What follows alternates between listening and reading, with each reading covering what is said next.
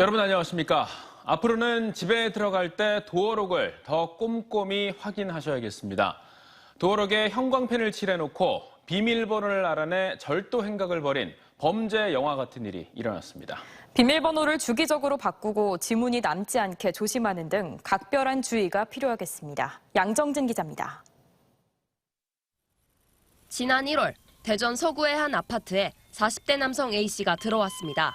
현관문 앞에 서더니 초인종을 누르고 아무 반응이 없자 비밀번호를 누르고 집 안으로 들어갔습니다.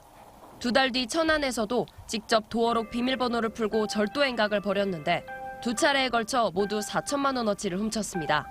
부유한 아파트 중에서도 CCTV가 허술한 곳을 노려 현관 도어록에 형광펜을 미리 칠해뒀습니다.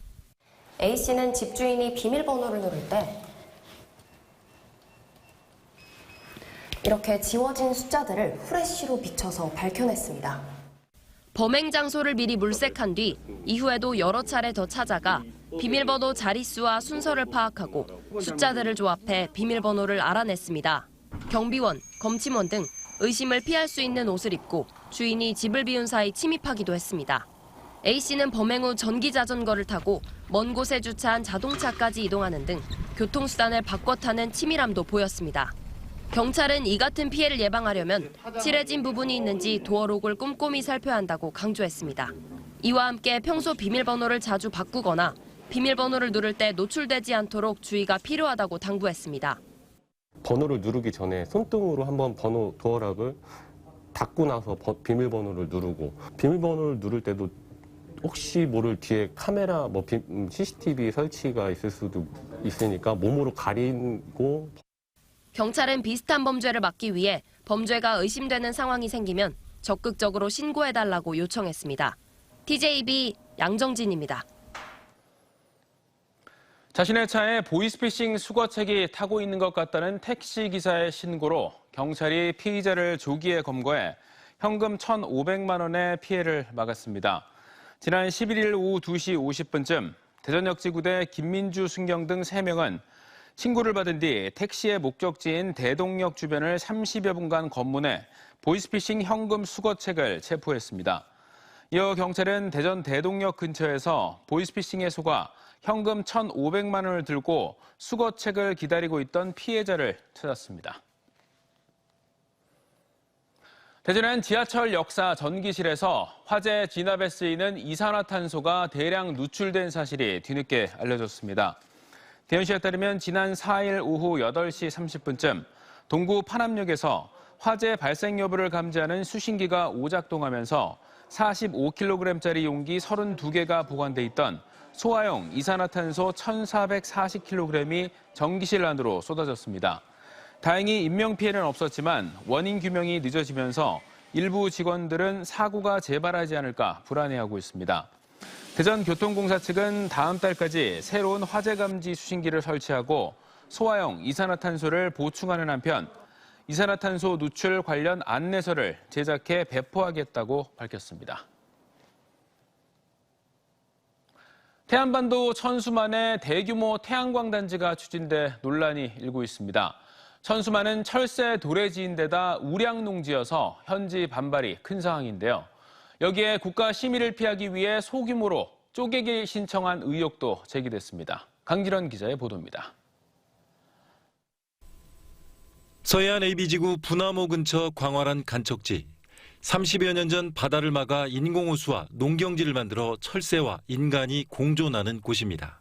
평화롭던 이곳 천수만 간척지 일대가 요즘 시끄러워졌습니다. 동시다발적으로 대규모 태양광 발전단지가 추진되면서부터입니다. 올 초 태양광 업체들이 태안군 남면에 태양광 발전소를 짓겠다고 대거 신청해왔습니다. 가장 큰 202메가와트를 비롯해 32메가와트와 40메가와트급의 전체 면적 172만 제곱미터, 축구장 240개 규모며 신청이 임박한 대단지도 하나 더 있습니다. 특히 단일 발전 규모가 3메가와트를 넘을 경우 국가전개위원회 심의 대상인데 이를 피하기 위해 2.9메가와트로 쪼개기 신청한 의혹도 제기됐습니다. 문제는 이곳이 국내 최대 철새의 도래지이며 황새의 자연 방사지로 지정된 곳이란 점입니다. 야생 생물 보호지구인 부나무와 1.5km 거리에 태양광 발전이 시작되면 철새와 황새들은 낙원을 잃게 됩니다. 황새 서식지로서 아주 적합한 곳이고 실제로 번식을 하고 있고 이곳이 태양광 발전이 들어온다는 거에 문제를 하나 지적하고 싶어요. 또 우리나라 논 면적의 1%를 차지하는 농업 기지면서 절대 농지인데다 토질이 우수한 곳이라 주민들도 강하게 반대하고 있습니다. 최종 허가권자는 산자부와 충남도. 태안군은 지역 의견을 수렴해 두 기관에 제출할 예정으로 반대하는 주민들과 신재생 에너지의 메카를 꿈꾸는 군의 입장을 감안해 고심하고 있습니다.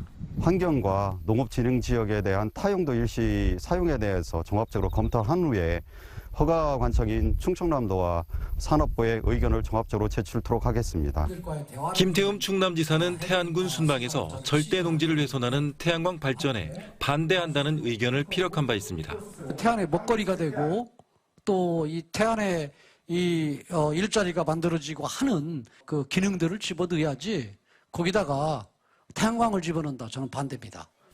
업체들이 높은 임대료 등을 제시하며 주민들과 물밑 접촉에 나선 걸로 전해진 가운데 개발과 보존을 둘러싼 충돌이 어떤 결론으로 이어질지 주목됩니다. TJB 강진원입니다. 전국 공공연구노조는 기획재정부 앞에서 기자회견을 열고 정부의 공공기관 혁신 가이드라인 철회를 요구했습니다. 노조는 이 가이드라인에 따르면 정부 출연 연구기관들이 공공기관 운영법에 적용을 받게 된다며 가뜩이나 인력이 부족한 연구 현장과는 반대로 통폐합과 민영화, 조직과 인력 슬림화, 예산 삭감, 자산 매각 등이 추진돼 연구 현장을 황폐하게 할 것이라고 주장했습니다. 이어 혁신의 이름으로 정부와 관료의 통제와 지배를 강화하면 연구 현장이 무기력에 빠질 것이라며 연구개발 목적기관의 특성에 맞는 실효성 있는 법 개정을 서두를 것을 촉구했습니다. 지난달 한국은행의 기준금리 인상 이후 은행 정기 예적금 특판 상품들이 인기입니다. 고객들이 안전자산을 선호하면서 40여일새 시중은행의 정기 예적금 잔액이 34조 원 넘게 불어났는데요. 반면 갈 곳 잃은 대기성 자금인 요구불 예금은 돈이 계속 빠져나가고 있습니다. 김건규 기자입니다. 지난달 한국은행의 기준금리 0.5% 인상 이후 시중은행들의 예적금 금리가 최대 5%대 중반까지 높아졌습니다. 은행들이 내놓는 예적금 특판 상품마다 완판 행렬이 이어집니다. 5대 시중은행의 정기 예적금 잔액이 지난 11일 기준 757조 4천억 원으로 6월 말에 비해 34조 원 넘게 늘었습니다. 올 상반기 전체 증가액 32조 5천억 원을 넘는 수치입니다. 반면 갈 곳 잃은 대기성 자금 성격의 수시 입출금식 요구불 예금 잔액은 7월 한 달간 36조 원 이상 줄었고 이달에도 12조 원 넘게 빠져나갔습니다.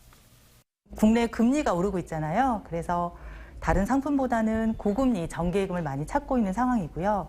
상대적으로 여유 자금을 예치할 수 있는 요구불 통장의 경우 잔액이 감소하고 있는 추세입니다. 증시 예탁금도 올 들어 약세장이 이어지면서 이탈 현상이 지속됐습니다.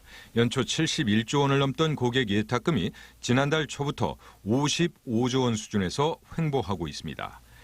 일평균 주식 거래 대금은 1년 전에 비해 반토막이 난 반면 4~5%대 고금리 채권 중심의 간접 투자 상품으로 수요가 몰리는 분위기입니다. 지금 전체적으로 금리가 상승이 지속되고 있고 전년 대비해서 2배 이상, 많게는 2배 이상 차이 나는 고금리 채권이 발행이 되면서 투자자 자금들이 안전자산인 채권으로 몰리고 있습니다. 물론 증시 고객 예탁금이 더 이상 줄지 않고 40여일째 횡보하면서 바닥을 다지는 신호라는 분석도 있지만 금리고 환율고에 따른 증시 불안 심리가 여전해서 당분간 안전자산인 예적금이나 채권 선호 현상이 이어질 전망입니다. TJB 김건규입니다. 대전과 세종, 충남의 코로나19 신규 확진자는 전날보다 8,200여 명 늘어난 13,206명이 추가됐습니다. 대전과 충남에선 전날보다 2배 넘게 늘어 5,210명과 6,748명이 확진됐고 세종에서도 1,248명으로 다시 1,000명대를 기록했습니다. 이는 2주 전과 비슷한 수준으로 지역의 코로나 신규 확진자는 지난 16일 15,267명으로 4개월여 만에 최고치를 보였다가 차츰 감소한 뒤 다시 증가세를 보이고 있습니다. 사망자도 발생해 충남에서 코로나에 확진된 5명이 치료 중 숨졌습니다. 대전 주요 대학병원의 후반기 전공의 모집에서 소아청소년과 미달 사태가 벌어졌습니다. 대전 지역 병원계에 따르면 건양대병원과 을지대병원, 충남대병원에서 2022년 후반기 전공의 모집을 실시한 결과 3개 병원에서 모두 6명을 뽑는 소아청소년과에 지원한 전공의가 1명도 없었습니다. 낮은 보험수가와 저출산 기조와 맞물려 전국적으로도 소아청소년과 전공의 충원율은 2019년 94.2%에서 올해 28.1%까지 추락하는 등 소아청소년과 기피 현상이 심각해 소아진료 공백을 막기 위한 대책 마련이 필요하다는 지적입니다. 얼마 전 충남도가 대규모 외자 유치를 발표했는데 일제강점기 때 군수업체였던 일본 전범기업이 포함돼 논란이 확산되고 있습니다. 이제라도 퇴출 등 강력한 제재를 해야 한다는 주장과 이미 20년째 지역에 입주한 데다 삼성의 협력업체인 만큼 퇴출은 지나치다는 의견이 맞서고 있습니다. 김세범 기자입니다. 지난 18일 충청남도는 3개 기업과 MOU를 맺고 4,700만 달러의 대규모 외자 유치를 했다고 발표했습니다. 이 가운데 반도체용 특수가스를 생산하는 칸토 덴카라는 일본 기업이 포함되면서 논란이 거세지고 있습니다. 이 회사는 1940년대 초 평안도 일대에 광산을 차지한 뒤 마그네슘을 비롯한 화학 제품을 생산하는 거대한 군수 공장을 차리고 한국인 근로자를 고용했는데 강제징용 의혹으로 전범 기업으로 분류도 했습니다. 그러나 공장이 애국지사가 많이 배출된 천안인데다 국립기념관 인근이라 퇴출을 요구하는 여론도 나오고 있는 가운데 최소한의 제재로 반성을 요구해야 한다는 목소리가 높습니다. 취할 수 있는 그런 조치는 취하는 게 좋겠다. 그런 조치를 취해야지만 일본 기업들도 거기에 대해서 대응을 하고 거기에 합당한 조치를 마련하려고 생각하겠죠. 그러나 경제 분야에 지나친 세강경이라는 주장도 만만치 않습니다. 칸토 덴카사는 이미 2003년도 천안에 물류 창고를 시작으로 1, 2공장을 차례로 준공하며 20년 가까이 지역에 뿌리를 내렸다는 겁니다. 또 이번 공장 증설을 위한 대규모 투자도 삼성그룹의 요청에 따라 반도체 생산 라인에 필요한 부품 소재 조달을 위한 것으로 대승적으로 봐야 한다는 견해도 적지 않습니다. 삼성이 솔직히 한국에 하라고 한 거지 이게 경기도도 갈 수 있고 충북도 갈 수 있고 막 그런 상황인 거니까 저희는 경제적인 측면으로 접근을 해서 지역 경제 활성에서 부응을 한 거고.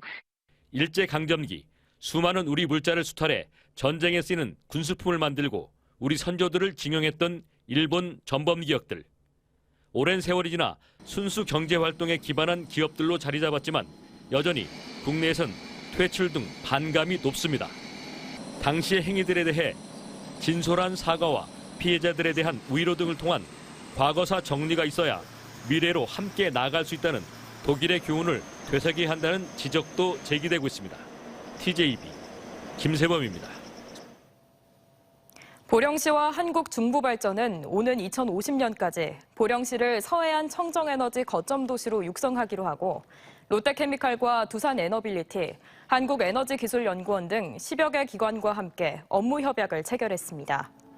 이번 협약 체결에 따라 중부발전은 그린블루 수소 20% 혼소 실증과 인프라를 구축하고 롯데그룹은 청정에너지 보급 허브 역할을 하며 에너지기술연구원은 연소기술 개발을 담당하는 등 기관별 과제와 로드맵을 정해 서로 협력하기로 했습니다. 3% 표지평가로 진행되던 맞춤형 학업 성취도 평가가 확대되자 문제풀이 수업과 사교육 팽창교육을 불러올 것이라는 주장이 제기되고 있습니다. 1차 맞춤형 학업 성취도 평가 시험은 다음 달부터 10월까지 진행되며 시험을 희망하는 학교에서 날짜를 지정한 뒤 국영수 등 시험을 치르는 방식으로 올해 초6, 중3, 고2가 평가 대상입니다. 교육부와 시도교육청은 코로나19로 인한 학력 저하 문제를 해결하기 위해 2017년부터 3% 표지평가로 진행된 학업 성취도 평가를 자율평가로 전환했는데 전교조 등 교원단체들은 학부모들이 학교의 입장을 받아들일 수밖에 없어서 사실상 일제교사 부활이라고 주장하고 있습니다. 중고 거래를 위해 만난 상대방과 다투게 되자 상대방의 집 현관에 오물 쓰레기를 묻힌 40대 여성이 벌금형을 선고받았습니다. 대전지법 형사 9단독은 지난해 8월 중고 거래 사이트 당근마켓에서 25살 여성으로부터 의류를 구입하려다 불발되자 욕설을 하고 피해자의 오피스텔로 찾아가 출입문 도어 앞과 손잡이 등에 음식물 쓰레기를 묻힌 43살 A씨에게 벌금 50만 원을 선고했습니다. 재판부는 거래 과정에서 알게 된 피해자의 집을 찾아가 음식물 쓰레기를 묻히는 등 범행 수법이 좋지 않다며 양형 이유를 설명했습니다. 아동 청소년법 위반 혐의로 징역형을 받아 복역 중이던 10대 재소자가 교도소에서 동료 수용자를 상습 폭행해 징역형의 집행유예가 추가됐습니다. 대전지법 형사 8단독은 지난해 11월 대전교도소에서 함께 복역하던 10대 B군의 손 위에 스테이플러 철밤을 맞거나 목을 조르는 등 2개월간 폭행한 혐의로 19살 A군에게 징역 9월에 집행유예 2년을 선고했습니다.